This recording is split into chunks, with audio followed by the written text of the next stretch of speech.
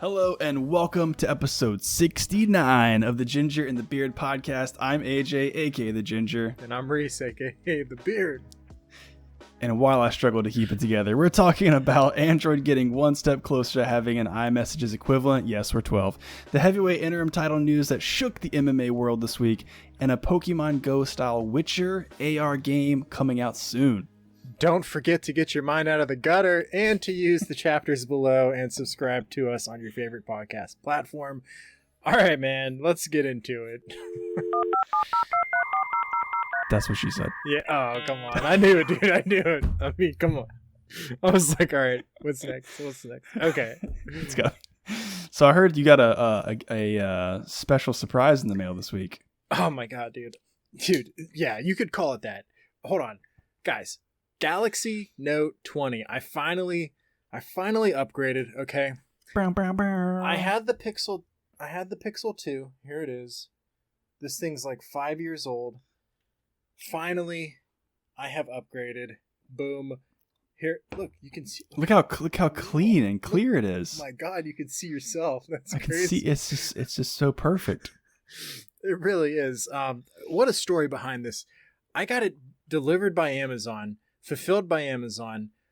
Somebody at Amazon cut the bottom of the package open and took my phone out. No way. So they delivered an empty box to me. They still gave you the box. Yeah, they gave me an empty box. So I had to do great. I had to file a police report, like all this stuff, dude. Finally, they sent me the replacement. I'm not even gonna get into it. It was a bad experience, really. That's terrible. Getting this phone, it was a bad experience. And then it was a nightmare getting it activated. I'm not going to get into it, but it took them like an hour to like activate the phone. So starting off, it was a bad experience. But now I have it, and let me get into, I guess, some of the pros and cons of owning it? Of owning it. I keep looking at you like hey, there I am. You're reflecting me. Reflecting. It's a Twilight Zone. First off, let me just talk like why I got rid of this, right? It was dropping calls. I wasn't receiving calls. The battery was going dead in like 30 minutes. Like stuff was failing, like programs, apps were like failing constantly. Like this is a dead phone. The Pixel 2, like they probably just gave up on it. And I've always wanted a Note, right? I have a Chromebook and it's got this cool little pen. So now I have a pen. That was like one of the biggest things. And the biggest selling point for me is the screen size and then having the pen, because now I don't have to touch it all the time with my fingers, get them all grimy and stuff. The pen has like so many cool little features on it. Like if I pull the pen out, you'll see it just like lets me start writing on it if I need to. Yeah. Which is like super cool. And then if I open it, like if I unlock it, which first off, I didn't have this on my other phone. It just like recognizes my face. So that's new to me. Okay. I know you guys are like, dude, that's been around for like years, bro. Come on. Boom. Come on, boomer. So if I pull the pen out, it brings up all of these different options. I don't know if you can see it very well, but create notes, view all notes, smart, select, screen write, messages, doodle, translate. I haven't really played around with too much of it yet, except for like the creating the notes thing, which I feel has been very helpful for me. I like it. And I want to say something real quick. When I bought this phone, I hadn't really done a ton of research. Okay. I just know that I've been wanting a Galaxy Note for probably like 10 years now. Yeah. Yeah. And I've wanted this pen and I've just wanted this big screen, and I was just like, you know what? It's time. They're on sale. I got a great deal. I'm going to get one and I don't need the Ultra because the Ultra is like way too much. But after I bought it, I watched some YouTube videos breaking down the differences and they were very critical. And I had buyer's remorse like almost instantly, right? No. And I felt terrible. I was like, oh my God, did I make the wrong decision? So they went through. They were like, yeah, so with the Ultra, you get a 4,500 megahertz battery. With the regular 20, you just get 4,000 megahertz. And I'm like, oh man, okay, that's not good. With the Ultra, you get expandable memory up to 502 gigabytes. With 12 gigabytes of RAM. With the normal you can only max out at half of that. They both have the octa-core, so they're the same there. That's cool. This only has 8 gigabytes of RAM. The other one has 12 gigabytes. So I'm in my head like, oh man, that's a big difference there. 12 gigabytes is a lot more than 8. Like, man, that sucks. Like, am I going to regret this? They both have 5G, so like no difference there. The camera on the Ultra is like insanely better. For some reason, it's 108 megapixel wide lens versus 12 megapixel here. So like that seems like on paper like a huge difference. Right. And I'm going to get into why that all doesn't matter here in a second. What else? The design. They were like really cracking on the plastic design of this. They were like, oh, it's plastic. It sucks. Like, it's not a premium phone. Why would they make it plastic, right? And then the other one is glass. And it's like, okay, well, this has been plastic and I've had a plastic phone forever now. So why am I saying all of this? And also, the screen is a little bit bigger on the Ultra. It's 5.9 versus 5.7. Okay, so I'm sorry, 6.9 versus 6.9. Hey. Versus versus whoa. Gosh. What are the odds? What are the odds? How big is your phone? Whoa, I got mine's 6.9. 6.9 inches. Oh God! Moving on. Oh my God. So 6.7 is what I'm working with, I guess. But anyway, like, okay.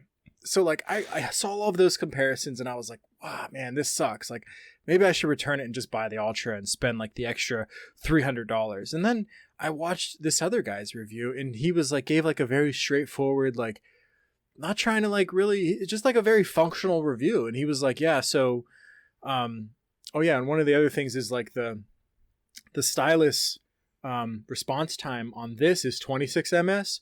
On the Ultra, it's 9 ms. That was another thing where I was like, oh my God, I'm probably going to notice that, right? And then this other guy broke it down for me and he showed them like side by side. And it's like, if you're going from a Pixel 2 to this, you're not going to notice any of that. You're going to be like, holy crap, what a huge upgrade. Oh, yeah. I don't care about the plastic, right? Because if it's glass, it's going to break and I'm going to have to replace it. If it's plastic, this is more functional. I need functional, dude. I don't need premium. I need functional. I'm not over here Bill Gates in it, okay, dude? I'm not a CEO of a company. If this sucker, if this drops, I don't want it to break because I don't want to have to spend the money to replace it, okay? Yeah. The camera difference, okay? If you look at them side by side, our eyes aren't good enough to tell the difference. Like, you have to zoom in like crazy just to be able to tell the difference. So like, that doesn't matter to me. And I don't really use the camera that much, so like that's fine. What else? The charging time, it doesn't matter. It's charges in like 30 minutes, stays awake for a day. Good to go there. The RAM, 8 gigabytes of RAM is all you need on your phone. It's way more than you need in most cases. Dude, way more than what you need. Like, any game that you play on here isn't going to need more than 8 gigabytes of RAM. And like, and if you're running like 50 programs on here, then like, what the fuck are you doing, dude? Just use a computer. Like, I will never have 50 programs on here. And if I do, I hope that it just blows up because I'm an idiot. Like, there's no reason for me to have all that going on. No offense to anybody out there. The octa-core, great, dude. 2.8 gigahertz versus 3.1 gigahertz. That's a 0.3 gigahertz difference. I'm cool with that, dude. This is still like way faster than my Chromebook. And like, I haven't really noticed any lag on it. Like, yeah, it could be a little bit faster, but like, it gets the job done. It's functional. I'm happy with it. So besides all of that, the one thing that I did notice that I'm not really a huge fan of is the themes on here. So like, it gives you this kind of like background that like moves around, and then That's pretty cool. It is kind of cool. There's a bunch of different like variations of this. And so like, I mean, this is cool. But I was kind of expecting more, like just more stuff. Like, I don't know. Like I'm used to like the like sandy beaches or something like that. Like I don't really know what this is. It doesn't really make me feel any kind of way. The colors are kind of like warming, but it's art. Yeah, it's abstract art. It kind of makes me feel warm, I guess, but yeah, I don't know. Well, so does it theme your whole device, or does it just? I haven't touched a Samsung device in so long. No, it doesn't theme anything. Everything looks pretty normal. Like the UI, this is the UI, right? Yeah. Well, that's like a news page. This is like the standard UI. It's like normal. Nothing's changed. So like I'm super excited for when Android 12 releases, which from what I understand is like being beta tested, and I don't think I have access to the beta. It's not accessible on these phones yet. So yeah. I can't wait for that to come out though, because that'll solve that problem 100%. I won't have that problem anymore. I'll be able to just pick a theme and it'll match and I'll be happy. So I don't really have anything else bad to say about it. I mean, the reason why I went away from Samsung in the first place was all the bloatware and them trying to like get me to use all like the Samsung stuff when I was trying to use the Google stuff. So that's why I went to Google, because I just wanted to use Google stuff. But then I came back here because I wanted to Google. I wanted the Note, right? And I'm fine with the bloatware. Like it doesn't really bother me anymore. I have tons of apps on here. Like I don't care. The bloatware is there. They're trying to get me to use like their version of like news or whatever. I kind of wish I had the Google News back, because I have like my Google News was set up perfectly for me, and I would just like be looking at that and like find articles for the show like constantly. Right. I've been trying to look through this and I can't really find anything relevant. It's all like world news and stuff like that. So I got to work on like the algorithm to get that back on track. But anyway, like overall, I'm very happy, and I'm a little upset that those YouTubers like kind of like set me up for failure like that. I'm happy that I watched that one video that like made me feel a lot better about my purchase, and then having it in my hand, I'm so happy about this. Like the screen's so clear, everything's like so fluid, so easy. I haven't had any issues. Like, so yeah, man, A+, dude. I'm very happy with it. Yeah, dude, I'm excited for you, man. That's a huge upgrade. You know, and I think what you said about having the function over the form, like 95% of people could care. Well, I don't want to say that. Probably not. A little less than that. Could care less about like my phone has a metal backing or a glass back versus a plastic. Like, does it make calls? Does it send texts? Can I check my email? Can I play games? Can I watch video? Can I take pictures? Yes. You can do all of that. And that phone in your hands, compared to any phone like in the past 10 years that's older than it, it's light years ahead of it, right? Absolutely. The technology in the phones just advances so fast. It's ridiculous. And this is better than the previous flagship. Previous, I think it was the S20 or S10. It's better than the S10. Right. You know, I don't think it's better than the S20, but it's definitely better than the S10. So it's like, I'm happy. I can't remember, but I think the Note 20, when they released this one, I think this might be the first time they did two versions of the Note, or maybe it was the Note 10 that they did. I can't remember. But they have the Note 20 and the Note 20 Ultra. So the Note 20 was meant for people who did not care about all those flashy features as much as someone else who wants to pay the extra few $100 to get all the flashy stuff. Yeah. So yeah, dude, I think you definitely made the right choice. And for you, moving up from the Pixel 2, you're just like, it's a whole new world at this point, right? Oh, yeah. It's great. So yeah, I mean, 8 gigabytes of RAM. Who ever thought we'd ever have 8 gigs of RAM in a phone, right? I'm pretty sure iPhones still have 4 gigs of RAM. They don't tell you, but people do like a breakdown videos of them. Of course, they're, they can optimize between hardware and software a little bit to get more out of that RAM. But yeah, man, you don't need it. I had the Note 5 like how many ever years ago that was, and I loved that phone. So I'm sure the Note 20 is like awesome. So and unless this thing starts like bogging down after like 6 months and I have a lot of problems with it, man, like yeah, I never had that issue. I had an S3 way back in the day, like the most popular Android phone ever, I feel like, at that time. And it did eventually start to slow down. It had so much bloatware. TouchWiz was terrible back then. But even with my Note 5, the UI was so much more improved. The bloatware was minimalized. So I'm sure it's great. I have an S8, a work phone S8. And You still have that? yeah, I don't really use it, but like honestly, I don't like when you compare these two to each other, like just look at the size, right? Difference. Yeah. And honestly, like I like how this looks. I actually liked the way that the screen is set up on this. I actually like it a lot better because this one, I don't know if you can see, like at the top and the bottom are just black, you know? Yeah. The bezels. With this one, you don't have that. It's just the whole front of it is a screen. Yeah. You know what I mean? Yeah. Like it's just a screen. So like so much more screen space, so much cleaner. I'm happy. That's really awesome. Happy. Yeah. Yeah, man. That's sweet. Yeah, the one knock I feel like with Android for iPhone users who are trying to make the transition, obviously we've talked about this before. Would I ever switch back to Android, or would you ever switch to iPhone? There's pros and cons with each, right? But I would say that the one thing that keeps a lot of people hooked, and for me, I don't feel like it is true as much because I don't really care that much, is iMessage. So people love iMessage because they like, number one, it's weird. Like this was on the news actually the other day, how people will ostracize their friends because they have an Android phone and they text them in a group chat and they turn the whole chat conversation green as opposed to blue. Like, you're a green bubble.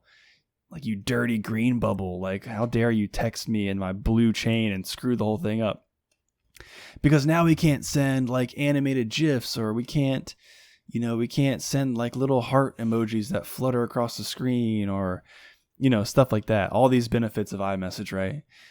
For me, I don't personally care that much. It's fun, it's cool, whatever. But that is the thing, and it's weird. I think it's for the younger demographic, right? That like that kind of stuff. But Android and Google have always had this sort of promise of getting what's called RCS on Android, or standardized across Android devices, and that stands for Rich Communication Services.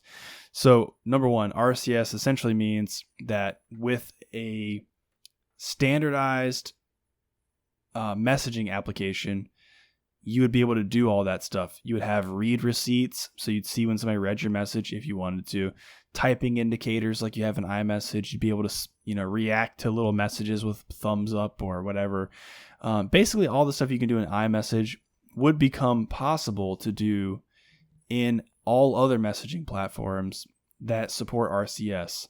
iMessage can get away with it right now because they do it. You can only use iMessage over a network connection, whether that's 5G or Wi-Fi or whatever the case is, and because it's standardized across all devices, right? All iPhones use iMessage.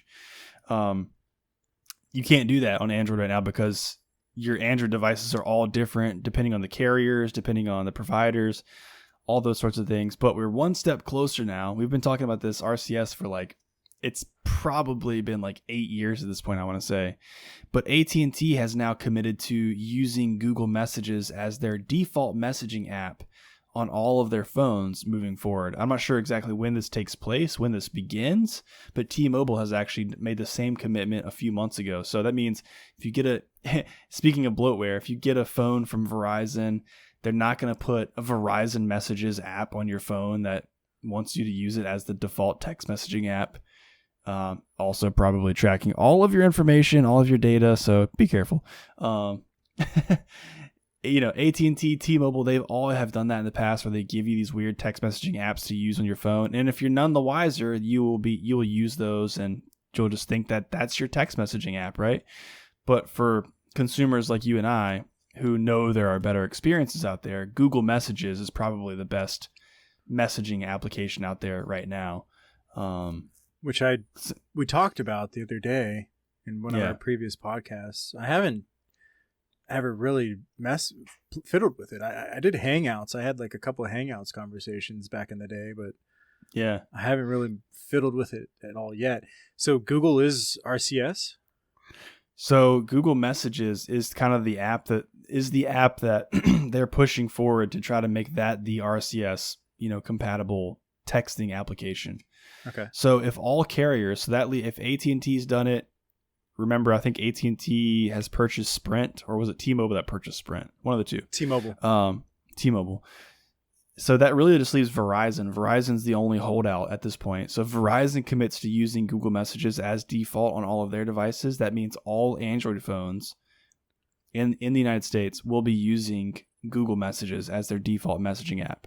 And then essentially they could turn on the RCS functionality and start to have that capability. So again, that's read receipts, typing indicators. You can send animated stickers, link previews. So if I send you a link to something, pop up a little preview to show you what the headline of the article is, a picture from the article, stuff like that.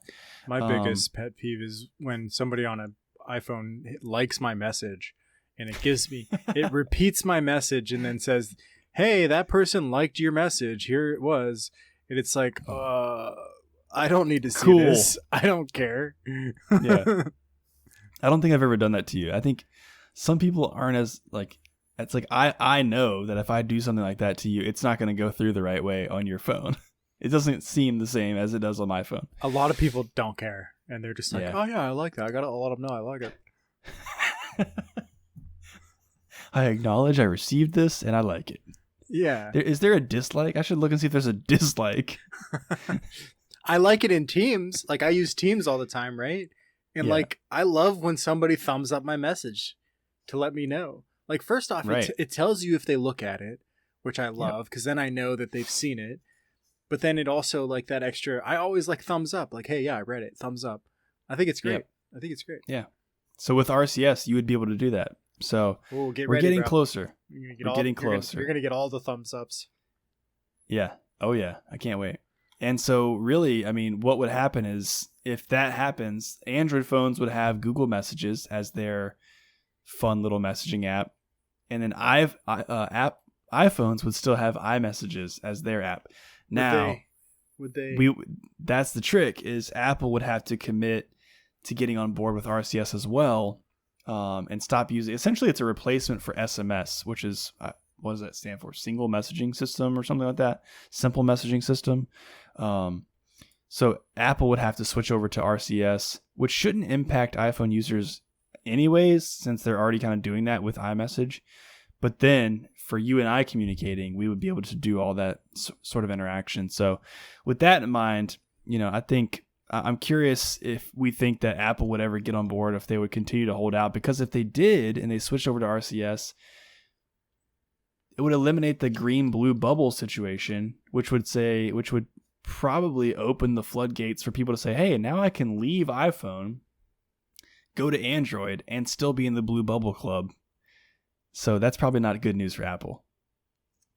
I think it's good news for Apple. I don't think it's really news for Apple at all. I think Apple's going to be like, no, you guys still going to be the green bubbles, and we're still going to have our customer base pressuring you to buy our phones, which is good for us.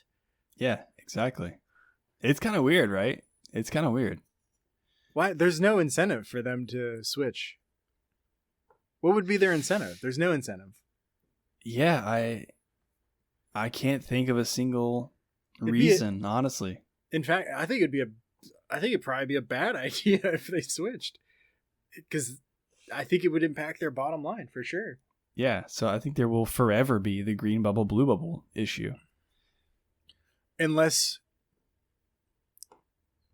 they, I don't know, unless Google finds some way around it. And I don't know, man. That is an interesting question. Someday, maybe a deal will be struck, a good enough deal for them to make that move. Somebody's got to sweeten the pot. Google will give them a foot rub if they make it happen. Yes. That'll be the day. Google will 69 if they. Oh no. Man, too soon. Too soon. 24 minutes in. I got to wait a little bit longer to pull one of those. Oh man. Anyways, all right. So yikes. We have one more story to close out our tech segment that also deals with the color blue, right? We do, yeah. Oh man, I almost forgot about this. So you ever been like on your computer and just like, having a good time playing a game or working, and then all of a sudden, blue screen of death. No, like, fortunately, I have not experienced it. You've never, dude. You are fortunate. Yeah. I used to, my work computer, when they did an update. Windows did an update like 2 years ago that just like screwed everything up, and I would get the blue screen of death multiple times a day for some reason, and it was terrible because I would always be in the middle of something trying to get something done, and it would just give me the blue screen of death. But that's not what we're talking about. We're talking about the blue screen of death is now going to be black. How fitting. How fitting. Ooh, even more ominous. Yeah, the black screen of death. The Reaper screen is what they're going to call it. So this is the first major tweak to that part of the Windows interface since Microsoft added QR codes back in 2016. So they're finally making some minor tweaks. Like, I'd say this is not really too significant, but they haven't enabled the new BSOD, which I guess is what the acronym for this is. I don't know what BSOD means. Blue screen of death? Son of a bitch. You gotta get better at your acronyms, bro. Damn, I didn't even think about that. Didn't even think about it, man. The B-side? Wow. The B-side in Windows 11, primarily because the OS is in preview, and anybody with the Insider build has a green screen of death since 2016, interestingly enough. Okay. So, yeah. Anyway. That's not confusing. Yeah, I don't know why they would do that. Who knows? But anyway, there's a way to enable this new black screen of, that's what it is. It's black screen of death. Black screen of death. I can see where the confusion is here. Okay. They should really clarify what the B's stand for. I think they need to define this for me, actually. We're going to need this defined. Anyway, black screen of death is probably what they mean. In the current preview, there's a way to enable it, is what I'm trying to say, in the current preview, but it involves editing your Windows registry. No one. Don't do that. I'm not gonna do that anyway. who's like that concerned? Like, I want to make sure when I get a fucking error code, it's the right error code. I don't want this blue screen. Like, better be black screen of death. Better be. Yeah. So my error code UI has not been updated yet. Like, what? This is unacceptable. Who are you? Probably one of those guys that makes a big deal over a glass back compared to a plastic back. Yeah. Gosh. Anyway, dweeb. Yeah, dweeb. Microsoft's tweaking other parts of the Windows user. I'm sorry. Let me say that again. Microsoft is tweaking other parts of the Windows interface to make the OS feel more modern. So I think that's what's going on here. Is like they're like, you know what, blue kind of feels old, boomer. Let's go ahead and make that black. Right? Everybody likes black. Black. Let's go with it. A lot could change between now and when Microsoft ships Windows 11, though. So who knows? Maybe it'll be pink. Yeah. How about you just get to customize your color? How about you get to customize your screen of death so like it pops up and it has like Tetris on it? You can play Tetris while your computer like figures its life out. Dude, like Pong? What if Pong or Snake or something? Yeah. You could pick which game it plays. Is this in the keynote when they presented like, you have all these new fancy start menus and also but wait, there's more.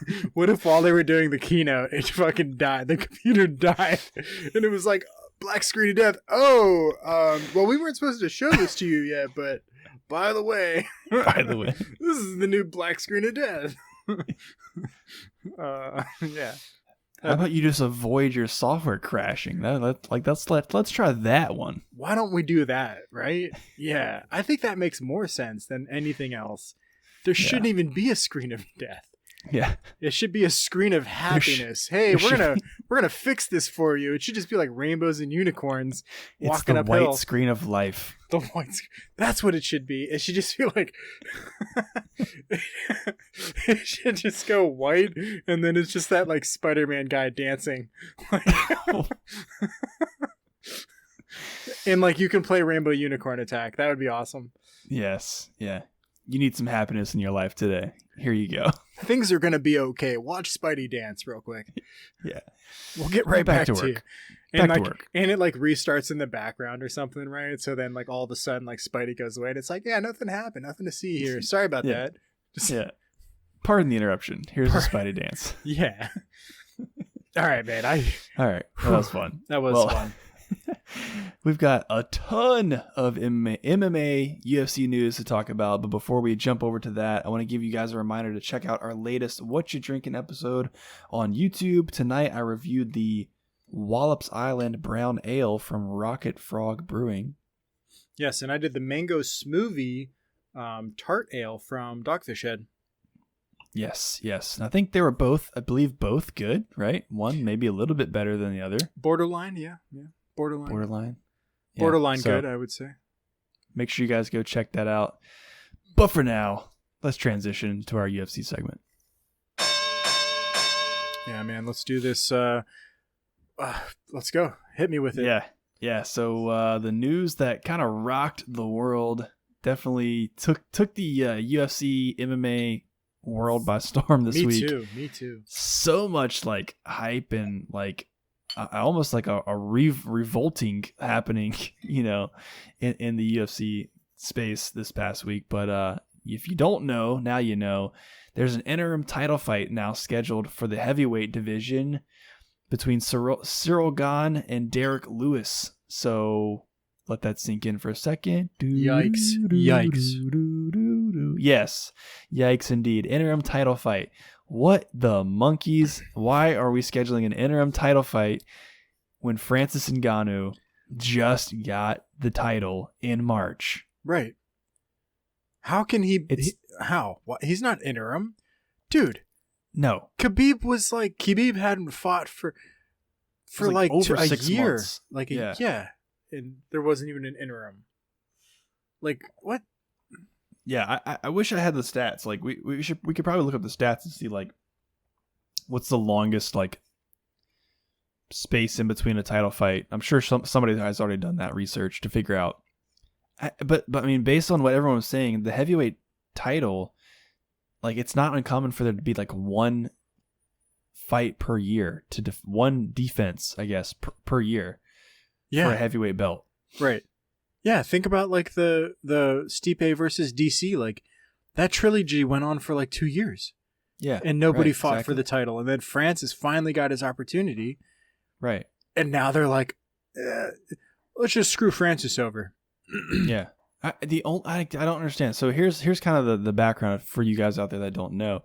So they had, I don't know if it was ever made official, but I think they announced a fight they were trying to make the fight for Francis and Derrick in September. In August. And essentially Francis's camp said, hey, we're not going to be ready by August. Yeah. We need September. And I guess Dana wasn't having it, man, for one reason or another. I guess the only sort of explanation that we can come up with is the only logical motive here is that the fight is now going to be in Houston. Whatever card they put that on, I'm not sure which card it's going to be on. The interim title fight will be in Houston, and Derrick Lewis is from Houston. So maybe for whatever reason they were dead set on Derrick being in Houston when he fought for the belt. But who cares, dude? Who cares? How many fights and title fights have we had now in Vegas and Abu Dhabi? Really? I don't think that's what it is at all. I have a theory. Yeah. All right, let's hear it. I think that they think that Derrick Lewis wouldn't be a solid champion, and he wouldn't bring a lot of value to the company, right? And so Derrick beat Francis in their last fight, and I think they're actually afraid of Derrick beating Francis again because he wouldn't be, in their mind, a lucrative champion. So I think interesting. So this is my take, and because they could have just delayed the fight a little bit longer, right? They could have just pushed it back because that's what they usually do. That's what they always do. So the fact that they didn't means that there's some other scheme going on here, and that's the scheme. They don't want Derrick to be the champion, so they're going to put him against Ciryl Gane, who's just proven himself time and time again. Yeah, and I think they're fairly confident that Ciryl Gane is going to beat Derrick, and I would say he probably will beat Derrick. I'm going to give it to, but Derrick always has that one punch knockout power, so you never know. Right. but he's not very technical. And Ciryl Gane is like really technical, right? He's like a really solid fighter. So I think their expectation is Cyryl's going to beat Derrick, which takes away that risk of Derrick becoming the champion and not being lucrative. Now you have two super fighters, Ciryl Gane, who's like this massive, like technical, huge, fast. And then you got this fucking monster who maybe isn't as technical, but he's getting better. But he's got such crazy power that like you're having these two fucking titans clash. I think they want that super fight soon. They want that super fight potentially in like December or something, right? Yeah. So they're gonna do this fight. When is that? When's the Ciryl Gane? It's in September, right? Or August now? August. Yeah, it's next month. So that gives Ciryl enough time to repair and then potentially fight again in December on a huge card, right? On like that would be a huge card to close out the year. Have that super fight go and so that's anyway. That's my That's definitely an interesting. I can definitely get behind that. I don't really understand what would be the motive of not wanting Derrick Lewis as the champion, but maybe there's some beef there. Maybe there's some hard feelings. Maybe they don't like who he is. Well, you they think he's a boring fighter. I can see that, but he does have to your point, I don't really see Derrick defending many times, honestly. Like, I think he definitely stands a better shot of being beat than Francis. He's not the same like Goliath of a being as Francis is. And also like outwardly, like sort of like a PR from a PR position, Francis is the most marketable fighter they could possibly have in that position right now. His background, his work ethic, his social, if you follow his social media, dude's got a social media game that's untouchable. Like, he's very positive. And he's more easily manipulated. Let me also state that. Ooh, okay. I don't think Derrick's as easily manipulated. And Derrick's probably not gonna. They want that they won't poster. Put up UFC shit. Yeah. Yeah. He won't. He's not going to go that extra mile. Francis, he's a people pleaser. You can kind of tell, and so they want that guy. Man. They want that guy. It's a good theory. I'm telling you, man. I bet I'm right, but we'll find out. Yeah, I mean, you definitely could be. If you look at, I've never actually like followed Derrick Lewis on Instagram, but I've heard like Joe Rogan talk about on his podcast all the time how Derrick posts like people like dying on his, like people falling off of balconies and weird crazy stuff. Like, that's not the appearance. That's not what they want their kind of outward PR look to be. So, and on the other hand, you've got Ciryl Gane, who's kind of this really quick come up story, from France, or I think he's from France, right? Yeah, France. So I don't know. Yeah, I think he's right. I don't think Ciryl stands a chance against Francis, though. No. Well, dude, did you see the sparring clips? I did. I saw one. I don't know if I saw all of them. It was just that one, the sparring clip. I mean, I don't know, man. They're very size wise. They're matched very well. Like, they're both giant dudes. Francis is like clearly like more jacked though. Yeah, but watching Cyryl's last fight 2 weeks ago or whatever, when he fought Alexander Volkov, I wasn't overly impressed, honestly. No. Leading up to that fight, I was really big on Ciryl Gane. But the Volkov fight, obviously, I think he won, right? I think he did a great job. It was just not as exciting as I was expecting it to be. I didn't think it was going to be exciting. I think it was a very technical fight, and for him to beat somebody as technical, because that's usually how Volkov wins, is he's more technically sound than most of these other heavyweights. Right. So that's one. Cyryl's more technical than him. He has ground game. He has submission game. I don't think has he knocked out a lot of people? Let's see. Sorry, what were you gonna say? No, I was just saying, when it comes to like Francis's explosiveness, I don't know if he can match up to it, but he knocked out JDS, Junior Dos Santos, in 2020. That was controversial, yeah. Oh yeah, was that the one that was like a back of the head sort of? Yeah, elbow to the back of the head kind of deal, yeah. And everything else has been either submissions or decisions. Yeah, so he doesn't have the best knockout power then. Interesting. In the UFC, at least. I mean, he's got power. If you watch him, he's definitely got power. And he does a really good job managing distance. I think that's what he did the best in the Volkov fight against somebody else who's also super tall and long. I think they want Francis to stay the champion for a while because they're trying to explore that African market of fighters, right, and bring more Africans to the UFC. And I mean, even if if Derrick wins, like he's American, they're not really gaining anything there. If Francis stays the champion, then that opens them up to like that whole market, which is fantastic. And then if Ciryl Gane wins, that opens them up to more European. More of a European market there. So like it's a win-win for the UFC if Francis or Ciryl Gane wins. But yeah, they would prefer true. Francis to stay champ, I think. Yeah.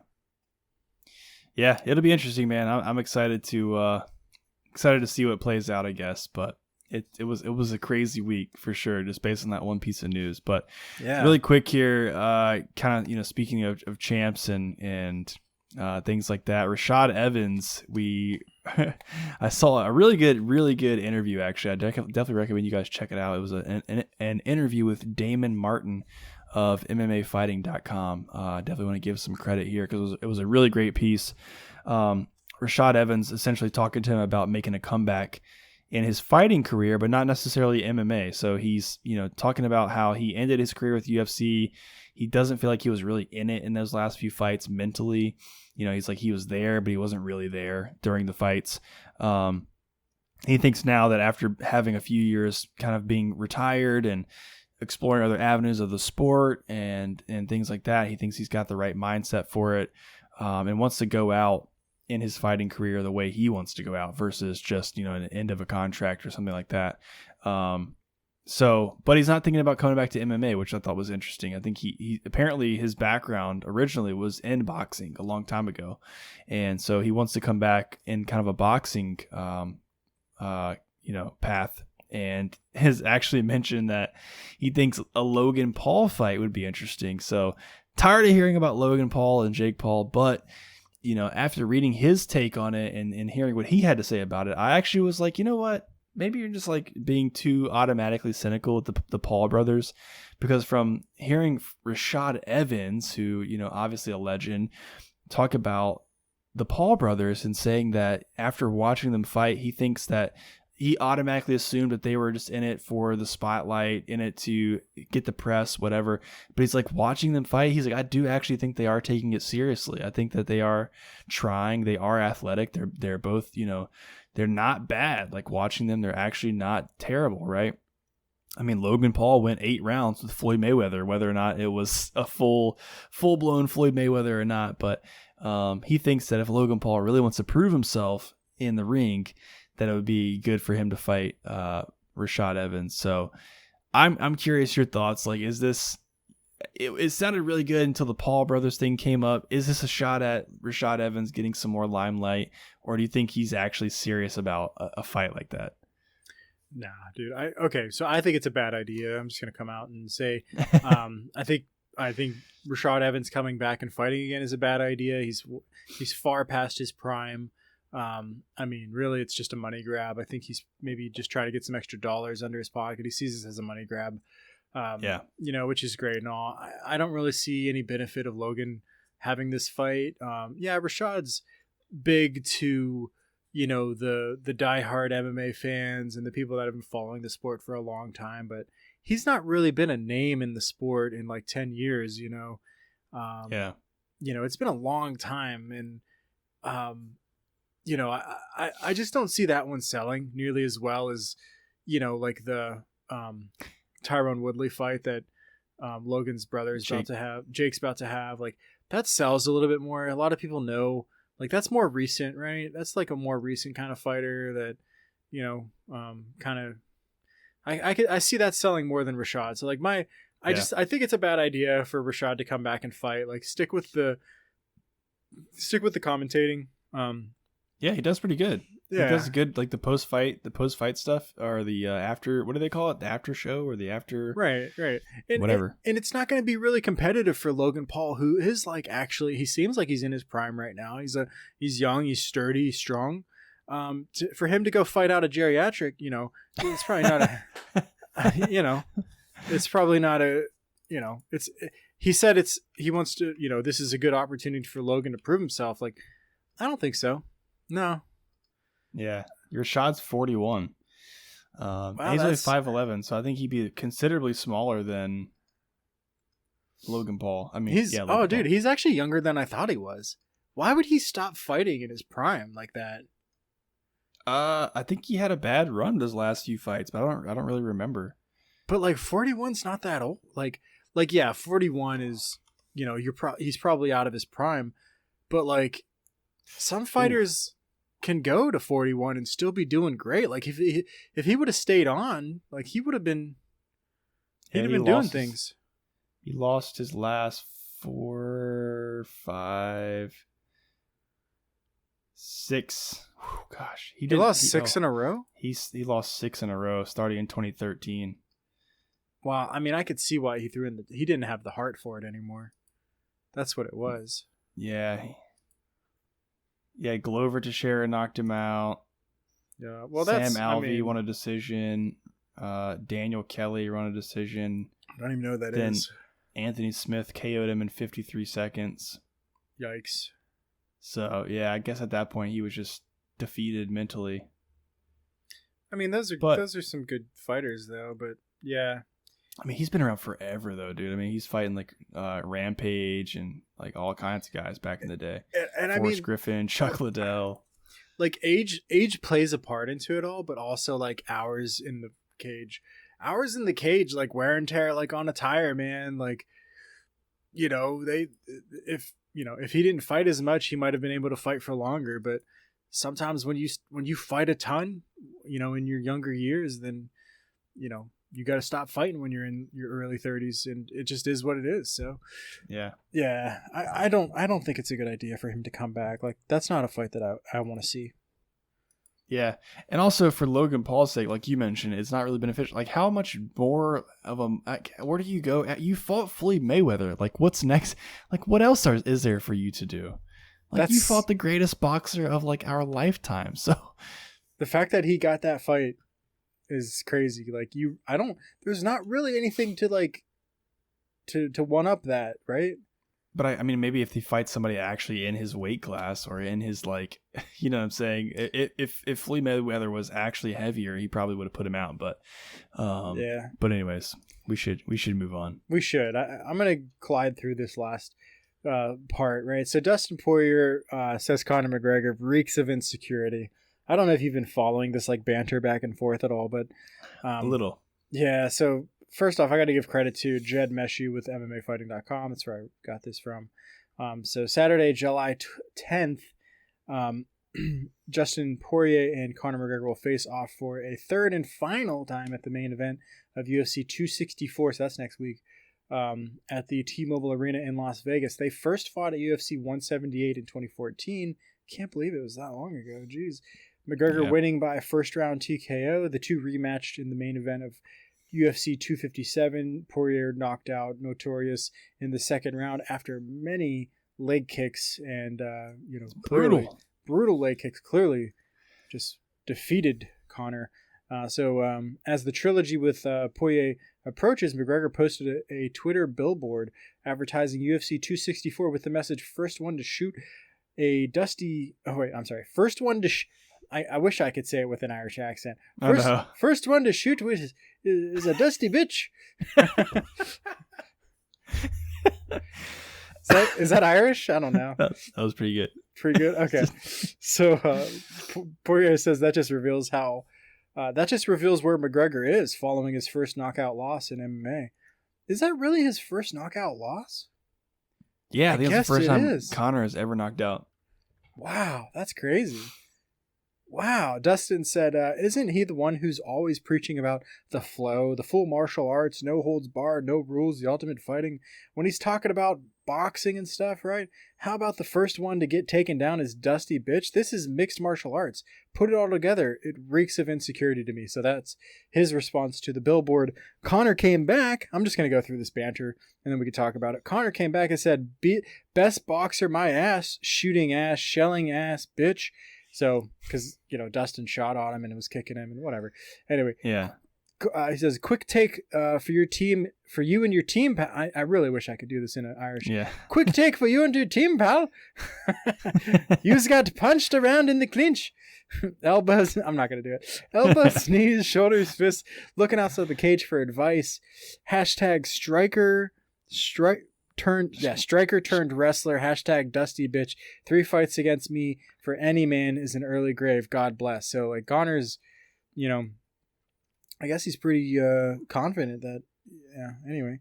Yeah. Interested to see how this goes. Dustin responded with a pretty long response here, so I'll try and get through this. I want a blood and guts war. I want to question my will to fight. I want it to be uncomfortable from the first, second, third round, blah, blah, blah, blah, blah. I'm not going to go on any further. Anyway, it's basically just like he's not afraid of Conor. He doesn't care. Conor can say whatever he wants. Like, he's past that. He used to be timid about this kind of shit. It used to get in his head. Conor could say whatever he wants. Dustin already beat him. Even if he didn't beat him, he's mature now. He doesn't really care. None of this shit matters, right? So it's going to be a fight. Dustin's going to bring his A game. Hopefully Conor's better trained and has a better game plan and can put up a better fight. What are your thoughts on all this? Is this just like they're just trying to build the fight, right? Yeah, probably so. It's so weird for this one specifically because like they had the beef in the first fight. They had that fight. The second fight around, there was like mad respect from both parties. There was like trading of whiskey and hot sauce and their donations to charities, and they were all cool and everything's great. And then a third fight gets announced, and then they hate each other again. So it's like it's hard not to just see through the bullshit on this one, but also it's Conor McGregor, and he talks a lot of shit, and he is a cocky dude, and I think Dustin's a much more humble guy, so I kind of lean on his side on this one. I just want to see a good fight, dude. I would be honestly, I kind of would be a little bit satisfactory in a weird sort of way to see Conor get a win, just because I don't know, it's like that weird like person you like to hate but you hate to like, and you know what I'm saying. I just I want him to be like the superhero, right? Who, Conor or Dustin? Like Conor, like I kind of want him to win. Like, yeah, why is that? It's so weird. I want him to be like the Superman kind of. It's because it's our culture, dude. It's like we like having this heroic figure that no one can touch, no one can beat. He gets knocked down, he comes back, he's twice as good. Like that's like what we see in movies and TV, and that's what we want. Yeah. Right, and that's why we liked Stipe, and like we wanted to see Stipe win because he was like the untouchable heavyweight, right? Right.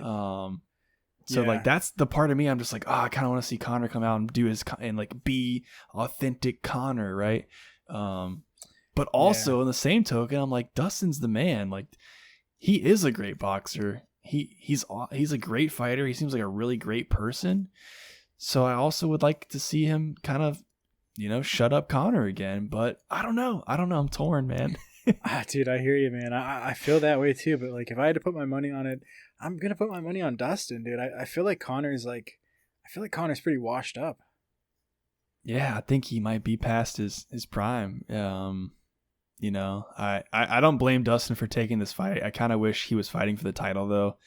I understand the money thing, so he's going to get paid way more for this fight than he would be as a champion. So yeah. I hope if he wins this one, he's next in line for the title 100%. I think he doesn't care about the title anymore because I think once these guys realize it's all kind of some bullshit anyway, he values himself enough to not really care about he's not gonna value himself based on whether or not he can get the title, right? Right. He realizes there's more to it than that. Yeah. That's why I like him. I really wanted him to be Khabib. Oh yeah. Yeah. That was tough. Yeah. All right. Well, you guys let us know what you think. Conor versus Dustin. Who wins? Who do you want to win? And who do you think will actually win? Yeah. Let us know. With that, video games. All right, guys, we got some video game news for you real quick. The Witcher is getting its own Pokemon Go style AR game. So, unless you've been living under a rock, you know what Pokemon Go is, right? You put it on your phone, you walk around the streets outside, you catch Pokemon, you go battle other trainers to capture, hotspots in your, not hotspots, but points of interest gyms. Gyms, points of interest in your area, tied to gyms in the AR thing. And it's pretty fun, right? Like everybody loved it. Like people were like walking off of bridges and waterfalls and stuff and trespassing, so we're probably going to see some more of that. So real quick, credit to Kyle Melnick with VRScout.com. That's where I'm getting this information from. So you can hunt monsters, embark on quests, and collect trophies in this location-based AR game coming later this month. So it's going to be here in July. You can actually sign up for it now. I'll get into that in a second. There's been a lot of Witcher stuff coming out lately. Like there's been card games. There was like an RPG style card game. There was the TV series, and now we're getting this. So like, they're just trying to hit everything, man. They're trying to hit all the different markets. Franchise. You know what? I would love if they came out with an action RPG like Diablo. Like I would play that game like crazy. For The Witcher? Yeah, for The Witcher. Because, like, frankly, I didn't really like the way that Witcher 3 was, which is, like, a huge game that everybody loves. I personally didn't... Like, it wasn't a kind of game that I would play, personally. I own it, and, like, I only played it for 10 minutes because I was like, this isn't my game style. Anyway, so this past August, we learned about this AR game similar to Pokemon Go. You'll physically travel through the real world in order to complete quests and discover new monsters. So it's set well before the events of Geralt of Rivia. The Witcher Monster Slayer, which is what this is called, and you can look it up using that. The Witcher Monster Slayer has you taking on the role of an amateur witcher and working your way up to an elite monster hunter by completing a variety of story-driven quests that will take you across a version of the continent still infested by dangerous creatures. So that's cool. Okay. I did watch a gameplay video, and you can find the gameplay videos online. It also reveals like the image quality of the monsters. So, kind of just looks like you're walking around. You can find monsters on your map. You go and run into the monsters, and it's almost like you're like kind of like hack and slashing them, kind of. You get like a sword, and that's all I saw in the gameplay videos was a sword, and you're hack and slashing these monsters. But from what I understand is, you need to learn the habits of each of the monsters, customize your weapons and armor, so you'll have armor, and then you can also brew magical potions, which I assume. You can either use them on the monsters to like weaken them or poison them, or you can use them on yourself to give yourself some buffs. I don't know too much about that just yet, but I do know that the time of the day and the weather will impact what type of enemy you come across, which I found that actually that's cool. Yeah, I thought that was pretty cool. The monster, like the image quality on the monsters, make sure to go watch the gameplay video. These guys are like pretty grotesque. Like, yeah, I'm looking at it right now. It's like looks pretty freaking good, man. Not something that I think you would want your kids to play because it's they're looking like pretty scary, like certainly like PG-13 plus kind of deal. I didn't see like any blood or anything like that, so I wouldn't say R. But like definitely advanced, right? So right. Like I saw one part like you could just like walking around and you could just find like the head of a dead horse. I just saw that too. Like what the hell? Like that's probably some R-rated stuff that so that's pretty freaking cool, man. I'm not sure like if this is really something for me, but I might give it a try. I might check it out. I did check out like the Harry Potter one that they did, and I certainly did the Pokemon Go one, so I probably will check this one out. So it's going to be free on iOS and Android July 21st. So those on Android can pre-register now to receive the Kaer Morhen Steel Sword and 10% more experience for every monster killed. So make sure to go pre-register now. I know I will. The Google Store listing states that the game will feature in-game purchases, though it's unclear as to what that might entail. So obviously that's why it's free. It's going to be free, and then you're going to do in-game purchases. Hopefully it's not pay to win. Hopefully it's just cosmetics, but I'm almost certain it's going to be like pay for energy so that you can fight more monsters. Yeah. Pay for cosmetics, pay for potions, stuff like that.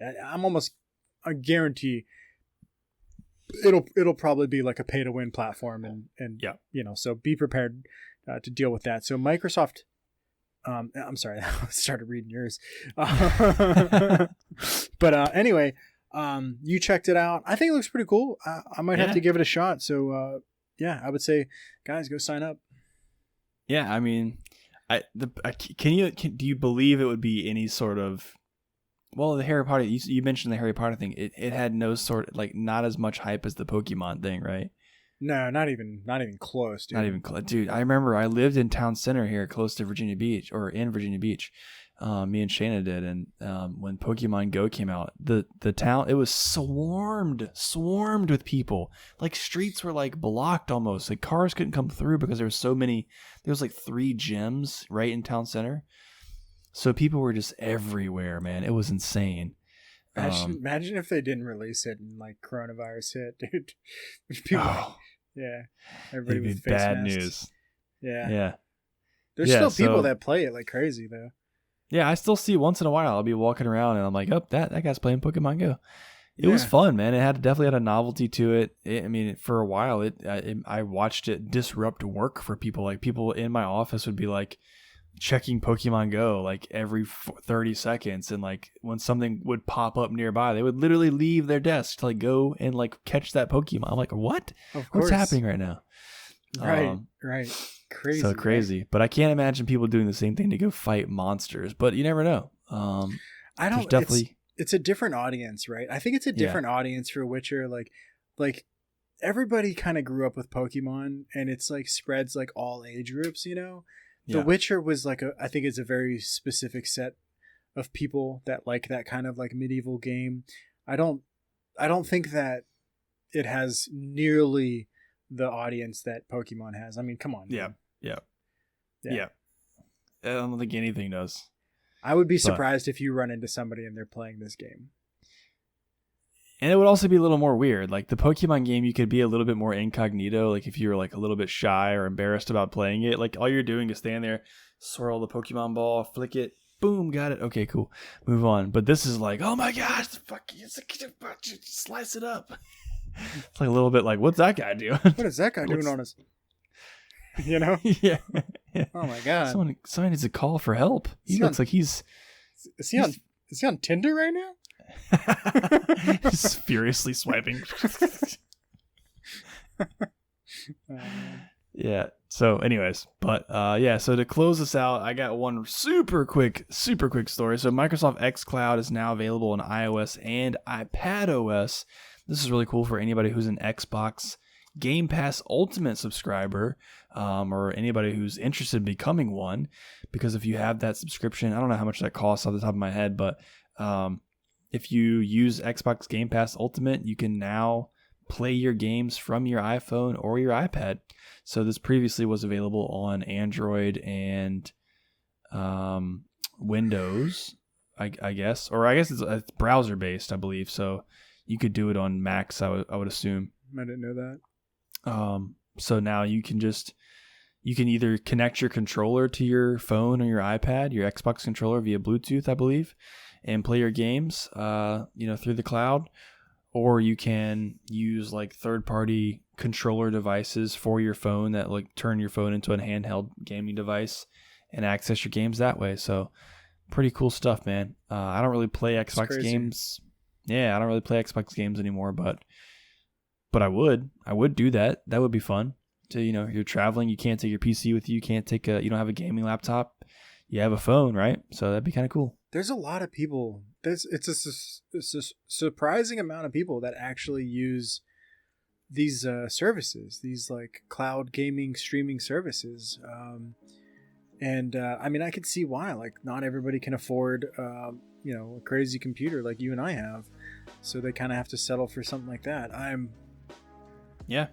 pretty surprised about it, but I guess it's nice and clean. Like, I've met some people that play Tarkov, which is like a really weird game, and they're like, yeah, I don't have it installed on my computer. I stream it using like a service, and I'm like, what? And it works, really well for them, and I'm like, that's insane. Yeah, it's crazy. So, yeah, man, I don't know. Maybe I need to look into it more. But yeah, I'd be interested in trying it. Even something as simple as like Overwatch. Like, what's the response time or the lag? That's what I'd be interested in. Are Blizzard games on Game Pass? I don't think so. I was just using that as an example. But okay. What game did we just say that we recently came out on Game Pass that we were excited about?